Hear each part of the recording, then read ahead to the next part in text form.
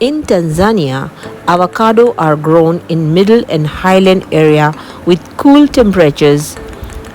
They are mostly grown in Arusha, Kilimanjaro, Mbeya, Songwe and Njombe. During these holidays, I visited Tanzania and I was so excited to see large avocados.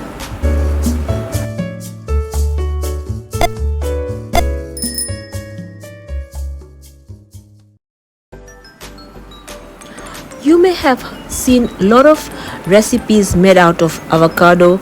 You can spread it on a bread, on a slice of bread, or eat it with your salad. But today I'm going to make dessert out of this huge big avocado. So this is what happened. I bought one large avocado and I kept it for 2 days to ripe, and thereafter this is what it looks like from inside. It has one huge pit, and to remove this pit you just have to stab knife and remove the pit out of avocado. So basically this avocado, since this avocado was bought 2 days back, it had sort of overripe, so I had to remove the lower part of the avocado and then I sliced the whole avocado. The ingredients for this recipe are three, and these are avocado, evaporated milk and some sugar.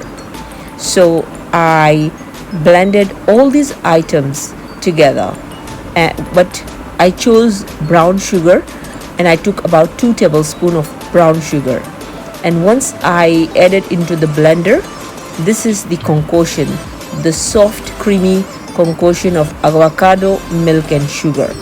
Thereafter I removed it in a container. You have to keep avocado recipes in prepared in a deep freezer, or else it oxidizes very fast and it turns into dark color. So if you want to avoid that from happening, you quickly put it in the freezer.